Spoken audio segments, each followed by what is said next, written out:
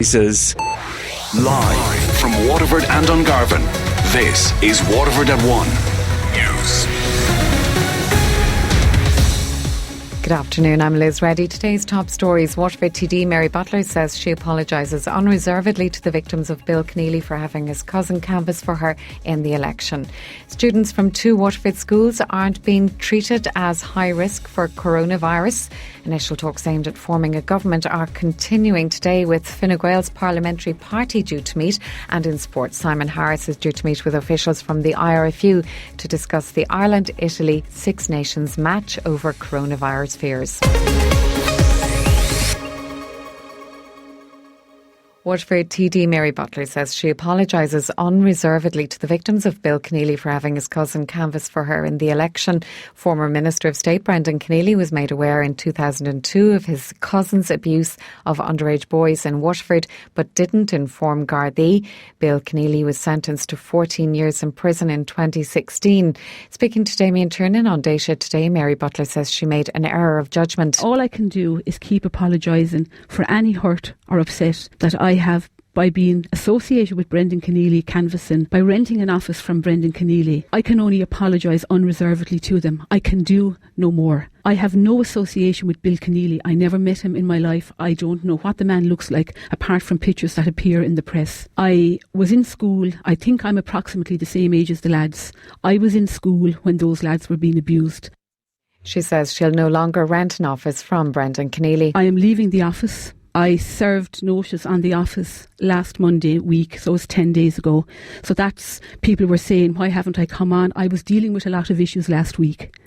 I met Brendan Keneally and I served notice on the office. I will be leaving the office within the next fortnight approximately. I never assumed, or I never would have imagined that my office location in the centre of Waterford would cause so much upset to the victims. I didn't read it right. I'll be honest with you, I didn't get it. I get it now. A 60-year-old man in Paris has become the first French citizen to die from the coronavirus. In Tenerife, 4 people have tested positive for COVID-19 at a hotel that's been put on lockdown. The Department of Health is urging Irish citizens returning from areas experiencing outbreaks to self-isolate if they have any symptoms.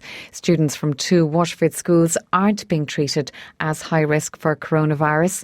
Groups of students from St Paul's Community School in De La Salle recently travelled to northern Italy to ski. St Paul says the HSE has informed them the region they visited last week is of 0 to low risk for coronavirus, while a mother of one of the De La Salle students says she's spoken to the executive and that the area they were in is also deemed low risk. Waterford Councillor Jason Murphy's son was on the St Paul's trip. He says he's happy with how the school dealt with it. I rang the principal in the school, I suppose like any worried parent would, and she had assured me that the bus passed through the area, but they weren't off the bus when they came through the affected area. The actual place where they were skiing, they have been advised by the HSE, was in a low to 0 risk area. So I suppose as a parent I'm happy enough with that. I'd advise all other parents listening, I suppose, to monitor their kids but not to be overly worried. Like I said, it's low to 0 risk.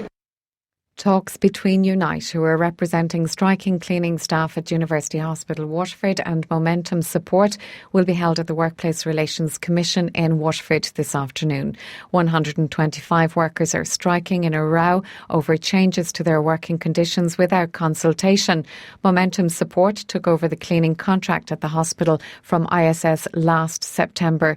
Former Unite Regional Secretary Jimmy Kelly says the ideal situation would be if the cleaning staff were directly employed by University Hospital Waterford. The wages that would be negotiated within the hospital system, these would be public sector employees and they'd be covered by all agreements across the public sector. By contracting these out, it's the private sector, it's the race to the bottom. They should be directly employed in the public service. It's very hard to get it back, but Unite has had successes across this sort of a sector in getting people directly employed by hospitals and by councils, but that's a big fight.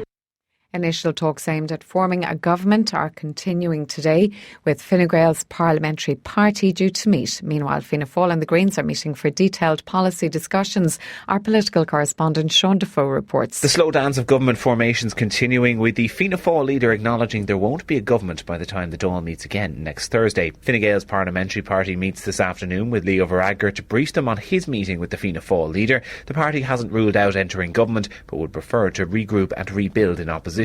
It's unclear if Varadkar will ask his party for a mandate to start further talks with Fianna Fáil or continue to step back while Micheál Martin and Mary Lou McDonald try to form their own governments. Those efforts are continuing, with Fianna Fáil's team meeting the Greens for the first of 2 days of detailed policy talks today. He's also met with the Rural Independence Group, which is weighing up its options on whether or not to support a government. Sean Defoe, Leinster House. Waterford's newest councillor says she wants to do her bit to make sure our resources are maintained and used to the best advantage. Laura Swift of the Green Party was co-opted onto the local authority at a special meeting last night, replacing her colleague Marco Kasich, who was elected to the Dáil. She says it's clear the people of Waterford are concerned about their environment. Since last June, there have been 2 Green Party councillors elected, a Green TD elected and an MEP for the Green Party elected. So I think that really shows that the people of Waterford are concerned about their environment, and they're concerned about how their city and their area progresses. And I'm really looking forward to being part of that, and I'm looking forward to working with you all, and hopefully we'll make great decisions that will enhance the overall environment of Waterford City and County for the people. Mary Roach has returned to her seat on the council after a year-long break. She was co-opted last night, taking the seat of Deputy Matt Shanahan, who replaced her in January of last year. She says it's great to have more women on the council. Not that the boys need looking after, but it's always good to keep the balance there. And some of the executive I know will probably wonder if I ever went away. Such was I, texting poor Fergus and Ivan and that throughout the year. But I want to thank them for their help as well. Even when I wasn't a member of the council, they afforded me enormous courtesies, and I hope that I can make a valuable and interesting contribution over the next 4 or so years. Fine Gael's Lolo O'Sullivan says the girls are back in town. I just want to welcome Mary back. It's great to have her back, and she's always good crack in and out of the chamber, so I look forward to working with Mary again. Laura I've known all my life, and she's no stranger to politics, coming from a political family, and I wish her the very best of luck.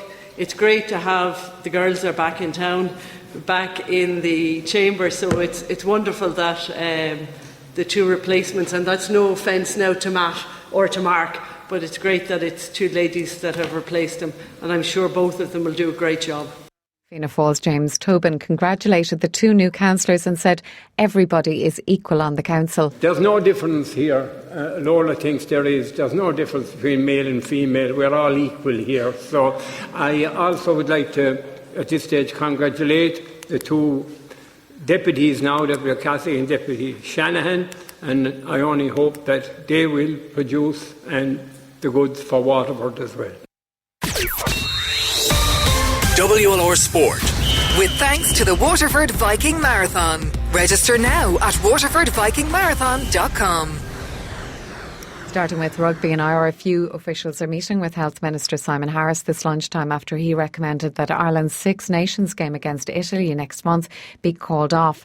The Department of Health say the Aviva Stadium clash shouldn't go ahead, as it would constitute a significant risk to public health because supporters would be travelling from what is now an affected region. Minister Harris says public health has to be prioritised. Look, I was always intending to meet them. It's a chance to explain to them the rationale. I do think the rationale is clear here. Public health has to trump sport. Public health has to trump everything else. And the IRFU have already said publicly that they'll follow government advice. Dacia hurling manager Liam Cahill says he'll be doing everything in his power to beat his native county in Sunday's league game between Tipperary and Waterford at Semple Stadium. He won an All-Ireland as a player with Premier County in 2001 and enjoyed underage success as a manager. Once you're in the province of Munster, the possibilities are always there. It's a certainty to me, Tip, now with the way the new structures are. So, look, for me, it's an environment up there that I'm very familiar with, and I have a lot of great friends in Tipperary, and that'll remain so, but we'll be given it everything we've got to try and win the game Sunday, and any time when we tip during my reign, I can assure you we'll be doing our very best to come out on top. The game will be broadcast on WLR on Sunday next with commentary team Kieran O'Connor and Owen Murphy, thanks to George Corbett Skoda. Manchester City's appeal against their 2-year ban from European football has been registered by the Court of Arbitration for Sport.